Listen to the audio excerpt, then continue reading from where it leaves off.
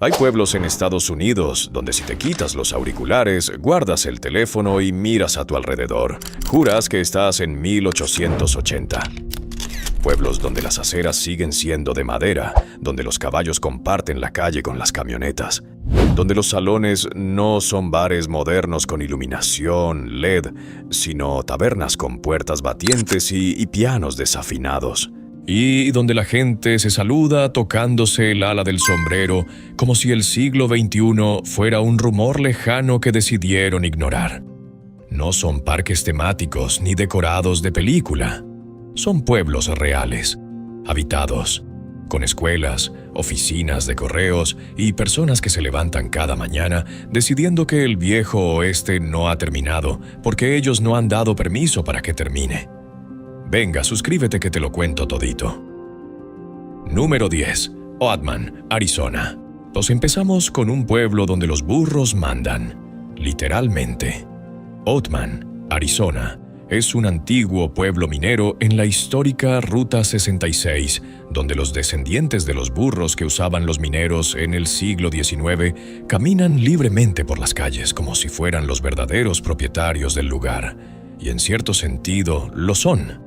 Los burros de Oatman son una atracción protegida por ley federal bajo el Wild Free Roaming Horses and Burros Act de 1971. Si tienen más protección legal que algunos inquilinos en Nueva York.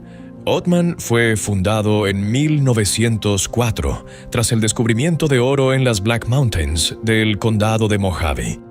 En su apogeo, el pueblo tenía unos 10,000 habitantes y las minas producían millones de dólares en oro. Cuando las minas cerraron en 1942, la mayoría de los mineros se fueron, pero dejaron atrás a sus burros.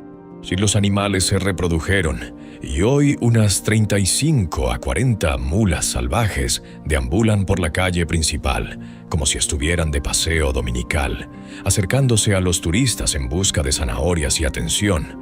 Dos cosas que Carl también busca constantemente pero con menos éxito. La calle principal de Oatman parece sacada directamente de una película del oeste. Edificios de madera desgastada con fachadas del siglo XIX, tiendas de curiosidades con carteles pintados a mano. Es un salón donde todos los días, a mediodía, se representa un tiroteo callejero con actores vestidos de vaqueros que disparan salvas mientras los turistas aplauden y los burros ni se inmutan porque llevan décadas viendo el mismo espectáculo. El Hotel Oatman, construido en 1902, tiene la distinción de ser el lugar donde Clark Gable y Carole Lombard pasaron su luna de miel en 1939. Y las paredes del hotel están cubiertas de billetes de dólar firmados por visitantes, una tradición que empezó con los propios mineros que pegaban su primer dólar de sueldo a la pared para no gastarlo en el salón de al lado. Oatman recibe su nombre de Olive Oatman, una joven que fue capturada por una tribu nativa americana en 1851 cuando su familia fue atacada mientras cruzaba el territorio. Olive vivió con los nativos durante años antes de ser rescatada, y su historia se convirtió en una de las narrativas más famosas de la frontera. El pueblo que lleva su nombre heredó algo de ese espíritu de supervivencia contra todas las probabilidades, porque Oatman debería haber muerto cuando cerraron las minas. Debería haberse convertido en otro pueblo fantasma más del desierto de Arizona. Pero los burros se quedaron. Los edificios se mantuvieron en pie gracias al clima seco que conserva la madera como si fuera una momia egipcia. Y poco a poco, los viajeros de la Ruta 66 empezaron a parar para ver el espectáculo de un pueblo donde los animales son los verdaderos residentes y los humanos son los invitados. Oatman tiene una población permanente de unas 115 personas que han elegido vivir entre burros, polvo y fantasmas de la fiebre del oro. No hay cadenas de comida rápida, no hay supermercados, no hay semáforos, no hay cobertura telefónica decente. Y lo que sí hay es una autenticidad que ningún parque temático puede replicar, porque Oatman no está interpretando el viejo oeste. Oatman es el viejo oeste que simplemente se negó a irse. Y los burros son la prueba viviente de que a veces lo que dejas atrás cuando te vas es más interesante que lo que te llevas. Número 9. Dodge City, Kansas. Si alguna vez has escuchado la expresión "sal de Dodge", estás hablando de este pueblo. Dodge City, Kansas. Y fue fundada en 1872 junto al Fuerte Dodge, un puesto militar en el Santa Fe Trail, y rápidamente se ganó la reputación de ser la ciudad más perversa del viejo oeste. Era el punto final del Western Trail, la ruta por la que los vaqueros conducían millones de cabezas de ganado desde Texas hasta los corrales de Kansas para ser enviadas por ferrocarril al este. Cuando llegaban a Dodge City, después de semanas de viaje por la pradera, los vaqueros tenían dinero en el bolsillo, y polvo en la garganta y una necesidad urgente de gastar ambos. Y Dodge City estaba más que preparada para ayudarles. En su apogeo, Dodge City tenía más salones por habitante que cualquier otra ciudad del oeste. Los tiroteos eran tan frecuentes que la ciudad tuvo que contratar a algunos de los pistoleros más famosos de la época como agentes de la ley. Wyatt Earp fue ayudante del sheriff aquí. Bud Masterson fue sheriff. Y Doc Holliday pasó temporadas bebiendo whisky y jugando al póker en los salones de Front Street. Era una ciudad donde la línea entre la ley y el crimen era tan fina como el bigote de Doc Holliday y aproximadamente igual de inestable. Hoy, Dodge City tiene unos 28,000 habitantes y sigue siendo un importante centro ganadero. Los feedlots y las plantas procesadoras de carne son los principales empleadores, lo que significa que el ganado sigue definiendo la economía de Dodge City casi 150 años después de los grandes arreos de ganado. La diferencia es que ahora las vacas llegan en camión en lugar de a pie, y los vaqueros usan GPS en lugar de estrellas para orientarse, pero la esencia es la misma. Dodge City existe porque existe el ganado, y el ganado existe aquí porque las praderas de Kansas son tan planas y extensas que puedes ver el horizonte curvarse.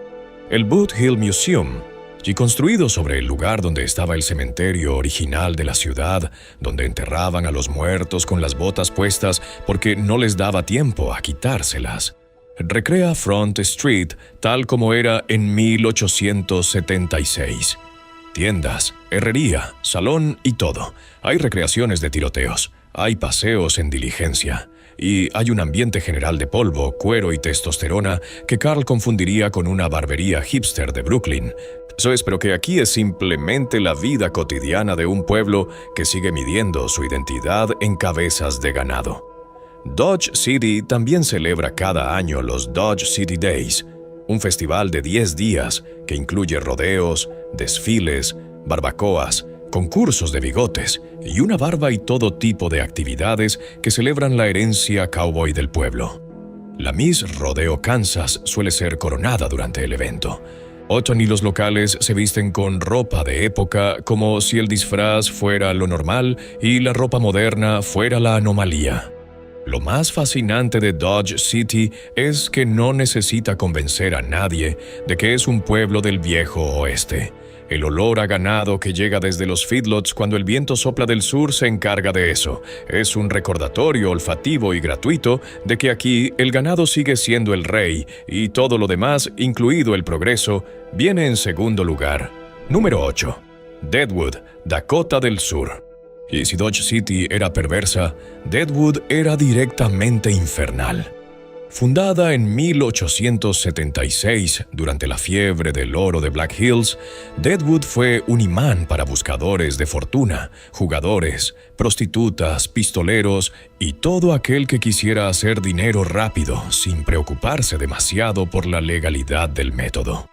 Wild Bill Hickok fue asesinado aquí mientras jugaba al póker en el salón número 10, y sosteniendo una mano de ases y ochos que desde entonces se conoce como la mano del hombre muerto.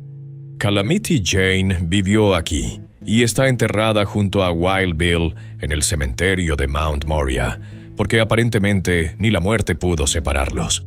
Hoy, Deadwood tiene una población de unos 1.300 habitantes y ha convertido su historia sangrienta en una máquina de turismo tan eficiente que atrae a más de 2 millones de visitantes al año. Y todo el centro histórico es un monumento histórico nacional con edificios originales del siglo XIX, restaurados con un detalle obsesivo. Los salones sirven whisky en barras de madera que tienen más de 100 años. Los camareros visten como en 1880. Hay recreaciones de tiroteos 3 veces al día en la calle principal, y el salón número 10 sigue operando en el mismo local donde Wild Bill recibió un balazo en la nuca. Es lo que le convierte posiblemente en el restaurante con la historia de fondo más incómoda del país. Pero Deadwood no sobrevive solo de nostalgia. En 1989, Dakota del Sur legalizó el juego en Deadwood, convirtiéndolo en una de las pocas ciudades del país con casinos legales fuera de Nevada y Atlantic City. Los ingresos del juego financian la preservación histórica, lo que crea un ciclo donde el vicio del siglo XXI paga la conservación del vicio del siglo XIX. Es el tipo de ironía económica que haría sonreír a Wild Bill si no estuviera muerto desde hace casi 150 años. Deadwood también fue inmortalizado por la serie de HBO o del mismo nombre, que atrajo una nueva generación de turistas que querían ver el pueblo donde Al Swearingen manejaba su imperio de vicios desde el Gem Theater. El Gem original ya no existe, pero el pueblo ha sabido capitalizar cada onza de su historia, ya sea real o dramatizada. Aquí todo tiene una historia detrás, y si no la tiene, alguien se la inventa con suficiente convicción para que parezca verdadera. Los días de Gold Rush, un evento anual, incluyen carreras de carromatos, competiciones de tiro y festivales callejeros que llenan el pueblo de visitantes, vestidos como si acabaran de bajarse de un tren del siglo XIX. Y el cementerio de Mount Moriah, dicen la colina sobre el pueblo, es una peregrinación obligatoria donde los visitantes dejan naipes y monedas sobre la tumba de Wild Bill como ofrenda a un hombre que murió haciendo lo que mejor sabía hacer, que era apostar. Apostó con su vida y perdió, pero su leyenda sigue ganando 150 años después. Número 7. Virginia City, Montana. No confundir con Virginia City, Nevada, que también aparecerá en esta lista. Virginia City, Montana. Ese es uno de los pueblos mejor conservados del viejo oeste en todo el país. Fundado en 1863, tras un descubrimiento masivo de oro en Alder Gulch, el pueblo creció hasta tener una población de 10,000 personas y fue brevemente la capital del territorio de Montana. Fue también el lugar de operaciones de los vigilantes de Montana, un grupo de justicieros que, cansados de la corrupción del sheriff local, Henry Plumer, que resultó ser el líder de una banda de asaltantes de caminos, decidieron tomar la justicia por su mano y ahorcaron a 21 hombres entre 1863 y 1864. La ley del viejo oeste en su máxima expresión. Hoy, Virginia City tiene una población permanente de menos de 200 personas. Pero durante el verano el pueblo cobra vida con turistas que recorren sus calles de tierra, donde se conservan más de 100 edificios originales del siglo XIX. Puedes caminar por aceras de madera, entrar en tiendas que venden las mismas mercancías que se vendían hace 160 años, asistir a representaciones teatrales en el Virginia City Players, uno de los grupos de teatro más antiguos del oeste, y tomar el tren entre Virginia City y su pueblo vecino, Nevada City, donde el Living History Museum tiene recreadores que viven y trabajan como si fuera 1865. Puedes buscar oro en los mismos arroyos donde los mineros encontraron fortunas. Puedes entrar en la herrería y ver cómo se trabaja el metal de la misma manera que se hacía antes de que existiera la electricidad. Virginia City sobrevive porque una pareja, Charles y Sue Bovey, compró la mayor parte del pueblo en los años 40 para evitar que fuera demolido. y su inversión preservó un trozo de historia que de otra manera habría desaparecido bajo el peso del progreso. Gastaron fortunas restaurando edificios, adquiriendo artefactos de época y manteniendo la infraestructura de un pueblo que el resto del mundo había olvidado. Hoy el estado de Montana administra el sitio y el pueblo mantiene un equilibrio delicado entre museo viviente y comunidad real donde la gente aún vive. Se trabaja y se queja del clima con el mismo estoicismo que tenían los mineros del siglo XIX. En invierno, cuando la nieve cubre las calles y los turistas desaparecen, Virginia City se queda sola con sus fantasmas y sus menos de 200 residentes que eligen vivir en un lugar donde la historia no es algo que lees en un libro, sino algo que ves desde la ventana de tu cocina cada mañana. Suscríbete para hacerme ver que estos videos ayudan y tienen sentido. Si has llegado hasta aquí, y es porque el viejo oeste te fascina tanto como a mí, y los próximos pueblos son aún más impresionantes. Dale al botón y sigamos cabalgando. Número 6. Bandera, Texas. Si alguien te pregunta dónde está la capital mundial del cowboy, la respuesta oficial es Bandera, Texas. Y no es una autoproclamación vacía, como la de esos pueblos que se declaran capital mundial del melocotón o de la calabaza. Bandera se ganó el título, porque la cultura cowboy aquí no es un acto para turistas. Es la vida cotidiana de un pueblo que sigue funcionando con los mismos principios que lo fundaron en 1853. Bandera está en el Hill Country de Texas, a 1 hora al noroeste de San Antonio, y tiene una población de unos 850 habitantes. El pueblo fue fundado como un campo maderero para cortar cipreses destinados a la construcción de la ciudad de San Antonio, pero rápidamente se convirtió en un punto de partida para los arreos de ganado que subían por el Great Western Trail hacia Kansas. Los vaqueros de Bandera conducían miles de cabezas de Longhorn por la pradera texana, y esa tradición ganadero-cowboy impregnó la identidad del pueblo de una manera que ni el tiempo ni la modernidad han podido borrar. Hoy, Bandera tiene más ranchos de turismo ecuestre per cápita que cualquier otro lugar de Estados Unidos. Sí puedes alojarte en un rancho de trabajo real, levantarte al amanecer, montar a caballo para arrear ganado, comer chili alrededor de una fogata y dormir bajo las estrellas. Los honky tonks de la calle principal tienen música en vivo todas las noches. No la música country producida de Nashville, sino la country real, la de guitarras acústicas, botas golpeando el suelo y voces que suenan como si hubieran estado cantando bajo el sol de Texas durante generaciones. El rodeo semanal de Bandera es uno de los más antiguos de Texas y no es un espectáculo corporativo con patrocinadores de cerveza, sino un evento comunitario donde los rancheros locales compiten por orgullo, no por dinero. Lo que hace única a Bandera no es solo su estética, sino su economía real. Este no es un pueblo que se disfrazó de cowboy para atraer turistas. Es un pueblo donde la gente se levanta al amanecer para alimentar ganado, de reparar cercas y herrar caballos, porque así se ha hecho siempre y así se seguirá haciendo. Los ranchos que rodean Bandera son ranchos de trabajo, no decorados. Los caballos que ves atados en la calle principal no son utilería, sino el medio de transporte de alguien que vino a hacer un recado. Y los sombreros de cowboy no son souvenirs, sino protección contra un sol texano que no entiende de compasión ni de protector solar. Y Bandera también tiene una historia con los nativos americanos que pocas guías turísticas mencionan. Antes de la llegada de los colonos, esta tierra era territorio comanche, y los enfrentamientos entre comanches y colonos marcaron los primeros años del pueblo con sangre y conflicto. La batalla de Bandera Pass en 1841 fue uno de los últimos grandes combates entre los Rangers de Texas y los comanches en la región.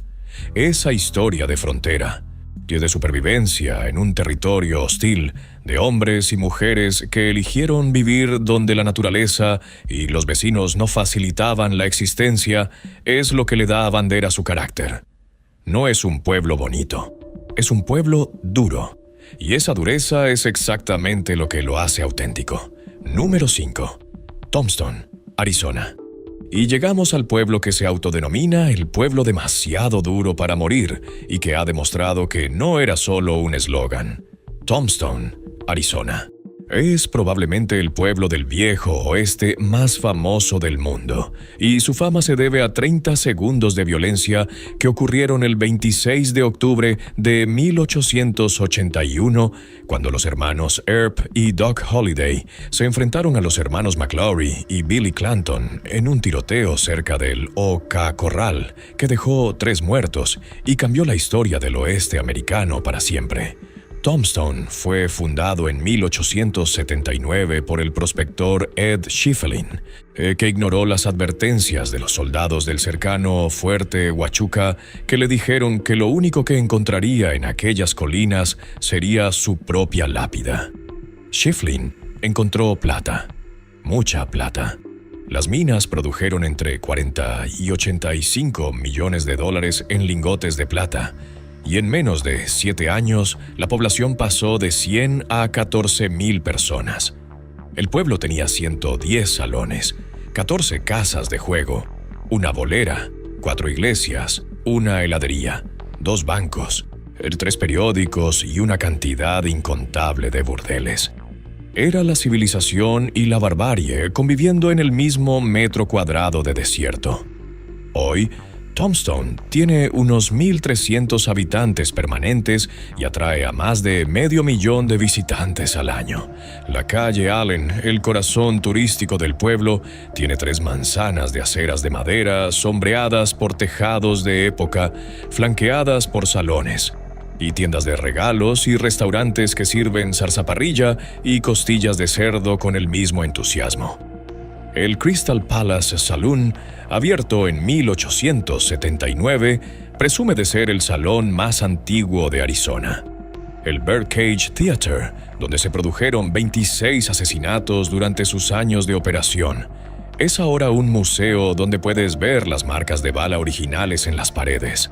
El Tombstone Epitaph, fundado en 1880, y es el periódico más antiguo en publicación continua de Arizona. Las recreaciones del tiroteo del OK Corral se representan 3 veces al día, con actores en traje de época que disparan armas de fogueo mientras los turistas observan desde detrás de una valla. Las diligencias recorren las calles. Los paseos nocturnos de fantasmas te llevan por los lugares donde la gente murió de manera violenta y probablemente no muy dignificada. Y el cementerio de Boot Hill, donde las lápidas dicen cosas como asesinado a tiros o ahorcado por error, es un recordatorio de que en el viejo oeste la expectativa de vida dependía menos de tu salud y más de tus habilidades sociales. Lo que hace verdaderamente especial a Tombstone no son las recreaciones ni los museos, sino el hecho de que el pueblo sobrevivió cuando todas las probabilidades estaban en su contra, cuando las minas se inundaron en 1886 y la plata dejó de fluir, y la mayoría de los 14,000 habitantes se marcharon. La población cayó a 646 personas en 1910. Perdió la sede del condado en 1929.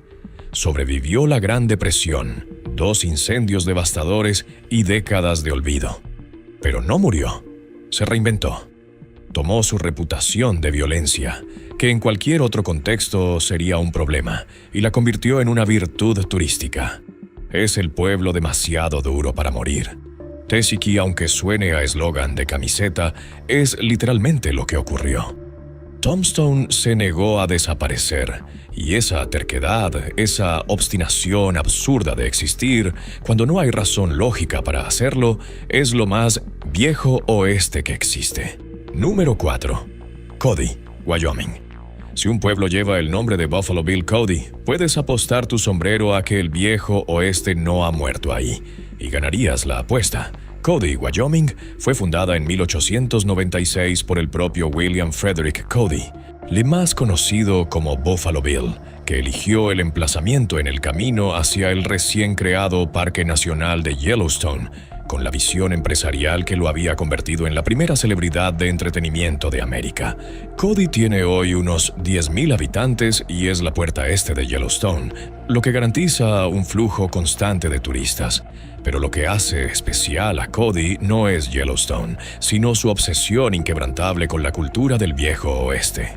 El Buffalo Bill Center of the West es uno de los complejos museísticos más importantes del oeste americano, con 5 museos bajo un mismo techo que cubren la historia de Buffalo Bill, el arte del oeste americano, la historia natural de las rocosas, las armas de fuego del oeste y la cultura de las tribus de las llanuras. Es el Smithsoniano del cowboy, pero el museo es solo el principio. De junio a agosto, el Cody Night Rodeo ofrece rodeo profesional todas las noches. Todas, no algunas. Y todas las noches durante todo el verano. Es el único pueblo de América donde puedes ver un rodeo cada noche de la semana durante 3 meses seguidos. Old Trail Town, a las afueras del pueblo, es una colección de 25 edificios originales de la frontera, incluyendo cabañas de forajidos, una escuela, una herrería y un salón, todos reubicados y restaurados pieza por pieza. Las tumbas de los famosos forajidos Jeremiah Johnson y otros personajes del viejo oeste están aquí, y ya trasladadas desde sus ubicaciones originales para crear lo que básicamente es un cementerio de celebridades del siglo XIX. La calle principal de Cody tiene aceras de madera, fachadas del oeste y una sensación general de que John Wayne podría salir por cualquier puerta en cualquier momento. Y honestamente, nadie se sorprendería si lo hiciera. Lo que distingue a Cody de otros pueblos del viejo oeste es que aquí la cultura cowboy no es solo espectáculo, o es identidad. Y los rancheros del valle de Big Horn Basin que rodea Cody siguen trabajando con ganado en un paisaje que no ha cambiado desde que Buffalo Bill lo recorría a caballo. Las montañas Absaroka se elevan al oeste como una muralla de roca y nieve que separa el pueblo de Yellowstone. Los inviernos son tan brutales que los rancheros todavía pierden ganado por las tormentas, exactamente como en el siglo XIX. Y la relación entre la tierra, el ganado y el ser humano sigue siendo la misma que era cuando Cody fundó el pueblo. Dura, directa y sin margen para la debilidad. Buffalo Bill eligió este lugar porque entendía que el viejo oeste no era un periodo histórico, sino una manera de vivir. Y 130 años después, los habitantes de Cody siguen dándole la razón. Número 3. El distrito de Stockyards en Fort Worth, Texas. Fort Worth se presenta oficialmente como donde empieza el oeste, y su distrito de Stockyards es la prueba viviente. Fundado como un puesto militar en 1849 para proteger a los colonos de los ataques comanches, Fort Worth se convirtió en el último gran centro ganadero de Texas, cuando los ferrocarriles llegaron en la década de 1870. Los vaqueros conducían el ganado hasta los corrales de Fort Worth, donde era subastado y enviado por tren al este. En su apogeo, de los corrales de Fort Worth procesaban millones de cabezas de ganado al año. Hoy, el distrito de Stockyards es un monumento histórico nacional donde 2 veces al día, a las 11:30 de la mañana y a las 4 de la tarde, una manada de Longhorns de Texas es conducida por la calle principal por vaqueros a caballo. Es el único arreo de ganado urbano diario del mundo. Y los turistas se alinean en las aceras de madera para ver pasar las enormes reses con sus cuernos que pueden superar el 1,5 metros de envergadura, guiadas por hombres y mujeres con sombreros Stetson, espuelas y una seriedad profesional que sugiere que conducir ganado por una calle llena de turistas con teléfonos móviles no es exactamente la actividad más relajante del mundo. Billy Bob's, Texas, dentro del distrito, es el honky tonk más grande del mundo, con capacidad para 6,000 personas. Tiene un ring de rodeo de toros dentro del bar, no al lado, no en un edificio anexo, dentro del bar. Puedes estar bebiendo una cerveza fría mientras a 20 metros de distancia un tipo intenta no ser lanzado por los aires por un toro de 900 kilos. Eso es Fort Worth. El Texas Cowboy Hall of Fame está aquí. El Museo de los Stockyards está aquí. Y la sensación de que el viejo oeste no es historia, sino el presente está en cada esquina. Y cada calle y cada mirada de los locales que caminan con botas de cowboy, no como accesorio de moda, sino como calzado funcional. Lo fascinante de Fort Worth es el contraste, porque Fort Worth no es un pueblo pequeño perdido en el desierto. Es una metrópolis de casi 1 millón de habitantes con rascacielos, universidades, museos de arte contemporáneo y un distrito financiero que maneja miles de millones de dólares. Pero a solo 15 minutos del centro, en el distrito de Stockyards, es como si hubieras cruzado un portal temporal. Los edificios son de ladrillo rojo del siglo XIX. Los letreros de neón dicen Live Music y Cold Beer, con la misma tipografía que usaban hace 100 años. Las tiendas de botas Los Case y ML Ladies fabrican botas a medida como se ha hecho durante generaciones, cosidas a mano por artesanos que consideran que las máquinas son una ofensa al oficio. Y el White Elephant Saloon, que opera desde 1884, pues fue el escenario de un tiroteo real en 1987, lo que demuestra que en Fort Worth los duelos no terminaron con el siglo XIX, solo se pausaron brevemente. Número 2. Medora, Dakota del Norte. Si hay un pueblo en América donde el viejo oeste se siente más auténtico y menos comercializado que en cualquier otro lugar, ese pueblo es Medora, Dakota del Norte. Ubicado en la entrada sur del Parque Nacional Theodore Roosevelt, en las Badlands de Dakota del Norte, Medora es un pueblo de menos de 150 habitantes permanentes que parece existir fuera del tiempo. Medora fue fundado en 1883 por el Marqués de Morés, un aristócrata francés que llegó a las Badlands con la idea de construir un imperio ganadero y una planta de procesamiento de carne que enviaría carne refrigerada directamente al este por ferrocarril. La idea fracasó espectacularmente, pero el pueblo que dejó atrás sobrevivió. Theodore Roosevelt llegó a Medora ese mismo año, atraído por la caza de bisontes, y se enamoró tan profundamente de las Badlands que compró 2 ranchos y se convirtió en ganadero. La experiencia en Dakota del Norte moldeó profundamente la filosofía conservacionista de Roosevelt y cuando se convirtió en presidente, creó el sistema de parques nacionales que hoy protege millones de acres de naturaleza salvaje americana. Hoy, Medora honra esa herencia con una devoción que roza lo religioso. Y el Château de Morés, la mansión del marqués francés de 26 habitaciones, sigue en pie como museo. El North Dakota Cowboy Hall of Fame documenta la historia de los vaqueros y rancheros de las grandes llanuras. El Medora Musical, un espectáculo al aire libre que se representa todas las noches del verano en un anfiteatro con las Badlands como telón de fondo. Es un show de variedad country western con caballos vivos. Lo de humor y una recreación dramática de la famosa carga de Roosevelt en la batalla de San Juan Hill. Los paseos a caballo te llevan por los mismos senderos que Roosevelt recorrió hace más de un siglo, a través de formaciones rocosas pintadas en colores que van del rojo al dorado y que cambian con cada hora del día. Medora no tiene la fama de Tombstone ni el tamaño de Fort Worth.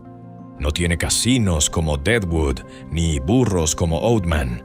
No sale en las películas de Hollywood, ni en las series de HBO. Pero tiene algo que muchos pueblos del viejo oeste han perdido. Tiene silencio. Tiene espacio.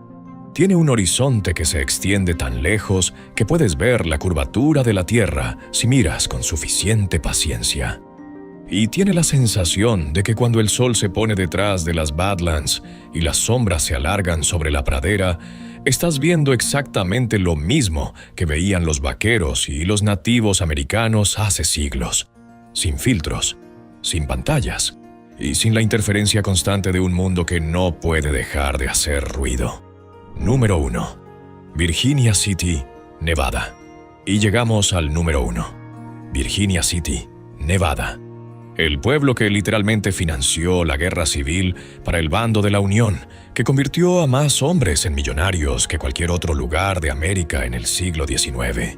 Yo vi que hoy sigue pareciendo exactamente como era cuando Mark Twain trabajaba aquí como periodista y las pepitas de plata rodaban por las calles como si fueran piedras del camino. Virginia City fue fundada en 1859 tras el descubrimiento de la veta Comstock, el yacimiento de plata más rico de la historia de Estados Unidos.